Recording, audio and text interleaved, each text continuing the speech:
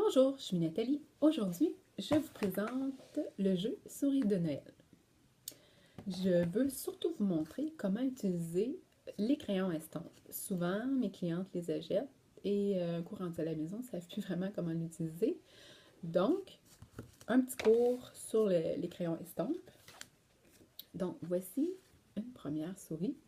C'est un devant de carte que je n'ai pas encore terminé. Vous allez probablement le voir sur mon blog bientôt, mais je l'ai peinturé, comme on peut dire, avec le crayon estompe. Super facile à faire.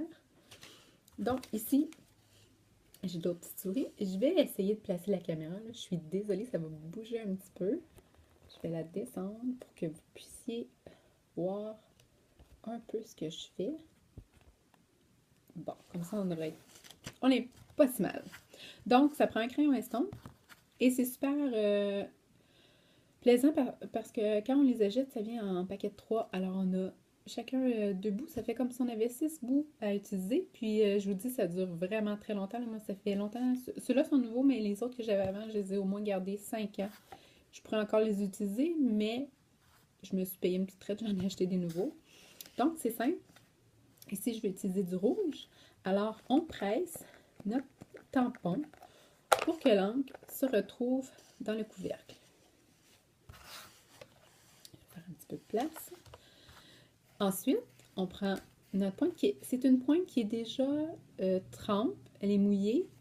Donc, on va chercher un petit peu de couleur et on vient l'ajouter sur notre papier. Je vais essayer de m'approcher un petit peu. On vient faire des petites touches de couleur où on veut. J'ai décidé de faire les petits picots. Je parle pas beaucoup, je suis concentrée. Donc, voilà, j'ai fait les petits picots du foulard. Pour essuyer, facile, on ne fait que passer pour enlever le surplus. C'est sûr qu'il reste toujours un petit peu de couleur, oups, je suis trop proche, sur la pointe, le rouge tache. C'est sûr, les couleurs foncées restent toujours un petit peu plus, mais c'est pas grave. Je vais aller prendre du vert pour terminer mon foulard. Alors, je prends un peu de vert. On peut faire des beaux effets de dégradé, vraiment comme la peinture aquarelle, c'est super beau. Ou on peut tout simplement tout remplir. L'important, c'est de ne pas s'acharner à la même place.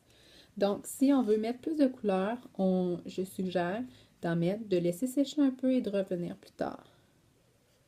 Parce que sinon, ça fait que le papier va bouchonner un petit peu, puis ça ne sera pas beau. C'est quand même le carton ordinaire de Stampin' Up. Ben, pas ordinaire, c'est le meilleur carton, voyons. Mais je veux dire, c'est pas du papier aquarelle.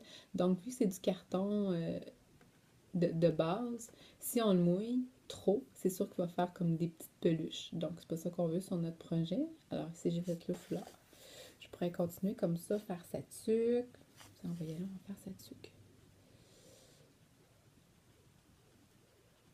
Quand vous étampez votre image, c'est important de prendre soit, moi j'ai pris ici Memento, excusez-moi.